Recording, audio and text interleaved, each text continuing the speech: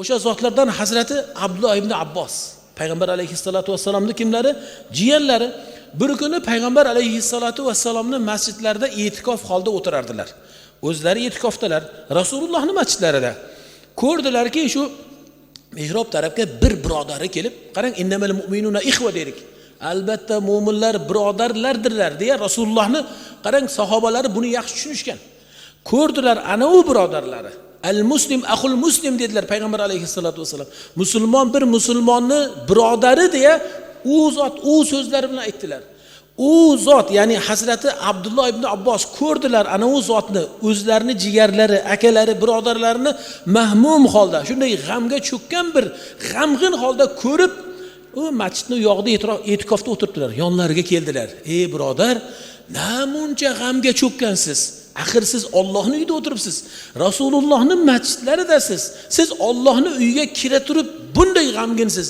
Namuncha g'amginsiz deya qarang, jonlariga ora kira boshladilar. Va shunda ey payg'ambarning jiyani dedilar. U zot, boyagi g'amgin zot aytdilarki, nimasini aytasiz dedilar. Men ana u bir 3 oy 4 oy masalan, ana u muddat avval bir birodarimdan qarz olgan edim, hojatim bo'lib. Bugun o'sha qarzga qaytarib egasiga vafo qiladigan, qarzimni qaytaradigan bir kunda turibman. Bugun vafo kuni. Lekin ilojsizlik, qaytarishlikka hech ilojim yo'qligidan mana shu Allohning uyiga kelib, Rasulullohning huzurlariga kelib, masjidlarga kelib Alloh taoladan so'ray deb keldim-da deyapti. Qarang, u inson qanday niyatda kelgan ekan. Lekin baribir ham g'amgin. Shu g'amgin holda Allohim hojatim uchun olgandimi, shuni o'zing yetkazgin. Men va'da berganman. Al-muslimuna inda shurutihim. Men o'sha shartga binoan bugun qaytarishlim kerak edi. Ammo nochoraligimni o'zing biluvchisan, ko'ruvchisan deya duo qilgan zotga Hazrati Abdullah ibn Abbos tarahhum, ya'ni rahmlari keldi. Va bu so'zni eshitganlarda Hazrati Abdullah ibn Abbos g'ayratlanib ketdilar, shijoatlanib aytdilarki, xohlaysizmi men o'sha birodaringizga borib, avvalosi dedilar, agar u kishida istito, ya'ni qodirlik bo'lsa, imkonlari bo'lsa, men u kishiga borib sizni qarzingizni butunlay kechib yuborishlikni iltimos qilaman dedilar. Va illa u kishida ham imkon bo'lmasa, sizga yana bir muddat fursat berib turishligini o'zim iltimos qilaman deganlarida faf'al in istata'ta dedilar. Shunday qila olasizmi dedilar. Ha, qila olaman dedilar. Borib o'sha kishiga meni nomimdan, meni ishim uchun iltimos qilasizmi? Ha, iltimos qilaman dedilar. Qani endi buni agar qilib bersangiz, shunda men rohatda bo'lardim, yukim yengillanardi deganlarida Hazrati Abdullah ibn Abbos bismillah dedilarda, o'zlarini oyoq kiyimlari turgan taraflarga qarab yurarkanlar, kavushlarini olgani. Ya Ibn Abbos dedilar, orqadan nido qildilar u kishi. Ey Ibn Abbos, ey payg'ambarning jiyani alayhissalatu vassalam, siz dedilar, qarang, e'tibor bering shu joyga. Siz axir e'tikofda o'tiribsiz-ku. Xo'p dedilar, nima bo'ldi e'tikofda o'tirgan bo'lsam? Siz meni ishim uchun, meni hojatim uchun e'tikofingizni tashlab borasizmi dedilar. Qarang, e'tikofda o'tiribdilar. Shunda Hazrati Abdullah ibn Abbos shunday qaradilar, ha dedilar. Xuddi shunday dedilar. Laqad sami'tu sohiba hadal qabr dedilar. Payg'ambar alayhissalatu vassalamning qabrlariga qo'llari bilan ishora qildilar. Men mana u qabr egasidan eshitdim, ya'ni Rasulullohdan eshitdim deyaptilar. Men mana u qabr egasidan eshitdim. Qaysi bir mu'min, qaysi bir musulmon bir birodarini hojati uchun harakat qilib chiqsa, mana u kishi masjiddan chiqmoqchilar. Bir birodarini hojati uchun, uni hojatini ravo aylash maqsadida o'zini turgan joydan harakatlansa, borsin, o'sha hojatini qilib bersin yoki qila olmasin. Uddalasin yoki uddalay olmasin.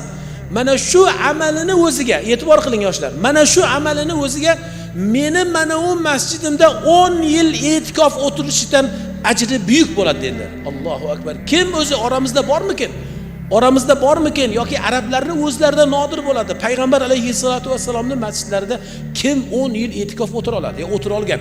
Kamdan kam millionlagan insonlarning ichida nodirlari, mana qo'l bilan sanaladigan holda o'tira olmasa, 10 yil endi Payg'ambar alayhissalatu vassalamning masjidlarida o'tirish hammaga emas-da. Lekin siz biling, siz o'zingizni shu qishlog'ingizda turib, To'lebey deytin mana avulda o'tira solib siz ana 10 yillik savobda, ajrni qalay olasiz? Allohdan qo'y bu. 10 yillik deb tur, voy, To'lebey, maşallah. To'lebey qishlog'ida mintaqangizda o'tirib, faqat sharti shu. Shu tabassum qilasiz, birodaringizni hojatini ravo aylaysiz. Borasiz, hojatini chiqarib berasiz. Alloh sizga o'tirgan joyingizda, mana shu tumaningizda o'tiribsiz. O'zingizning elingizda o'tiribsiz. Maloikalar shoshib yozib qoladi. Bugun siz ismingiz kim? Ha? Sherzod deydi. Siz ismingiz kim? Jamolxon, ha. Anvar. Mana shu ismlar mana hammangizni. Kim qilsa o'sha ismlarni farishtalar olib boradi. Bugun deydi To'labiy mintaqasida Robbimiz deydi, o'zing biluvchisan deydi. Lekin o'sha jamollar deydi, akromlar deydi, anvarlar deydi, muhammadlar, ahmadlar, rustamlar kim bo'lsangiz ham bugun ana u birodarni, u birodaringizni nomini ham aytadi. Bugun u birodarini hojatini ravo aylat deydi.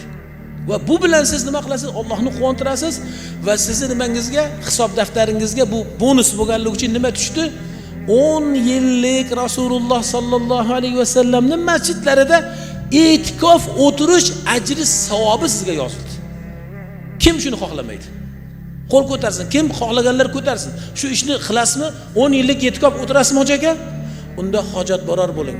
Yon atrofingizga qarang, qavmi qarindoshingizga qarang, mahalla ko'yingizga qarang, ko'changizga qarang, kim muhtoj, kim nimaga muhtoj?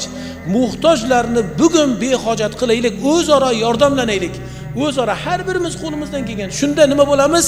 Kajasadil wahid dedilar payg'ambar alayhissalatu vassalom. Mu'minlar bir katta bir binoga o'xshaydi. Mu'minlarni o'sha bir katta binoga o'xshatib, o'sha birlikda, jamlikda mana shunaqa quvvatga ega bo'lganligimizni Rasululloh aytdilar.